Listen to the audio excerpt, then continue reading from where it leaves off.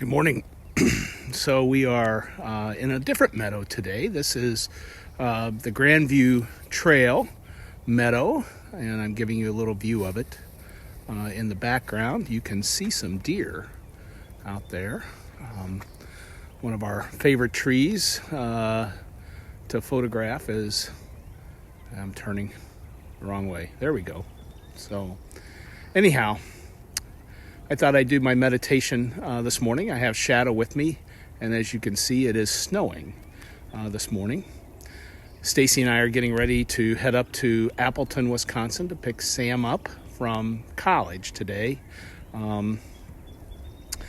It's not a happy day for him. It's a sad day for him, for many college students, for many students in general, realizing that they're not getting to go back and see their friends at college, and high school friends are a little more difficult for seniors in high school. It's a difficult day as we wake up the Lord's new day. For people who are waking up and finding out that because of the COVID-19 and the fears around that, that the places of business that have employed them are closing, they're furloughed, and they're wondering how will they get their next paycheck. Health workers are working overtime. We want to be mindful this day in our prayers for them. For those who work in food service, providing meals for our students, for those who are facing food scarcity in food banks and kitchens that prepare food for the homeless, for hungry. So I was thinking that often when a messenger of God or even Jesus himself greets people, it's often with the words, "Be not afraid." And there seems to be a lot of fear right now. And we're in the season of Lent. And in the season of Lent, we fast from things.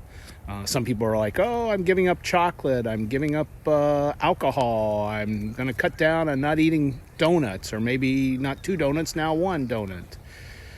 But the real point of fasting in Lent is to give up something to create more space for God.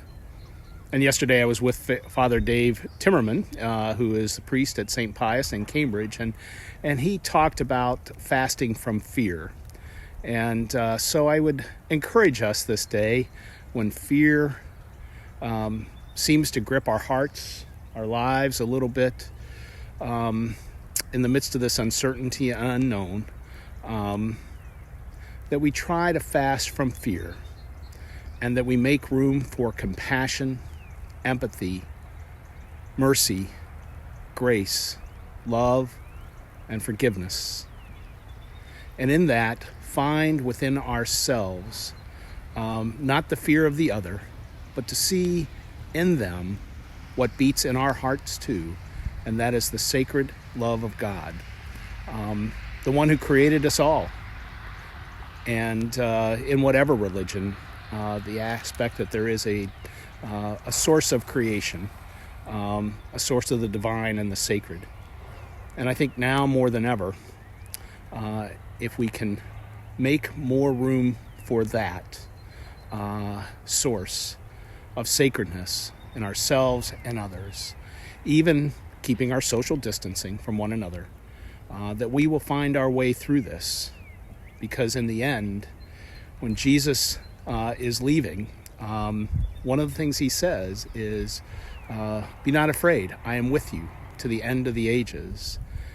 And from our first breath to our last, and to the breath that we all breathe that eternally connects us, God is with us. So on this new day, as we wake into an unknown, let us find a way to celebrate that love, that presence, and not be afraid to reach out, even if we're social distancing, to touch one another's lives with compassion, with grace, with empathy, kindness, and mercy, and love. The Lord be with you. Let us go in peace, and may the Lord bless you and keep you. May the Lord be kind and gracious to you. May the Lord look upon you with favor and grant you peace this day and every day. Amen.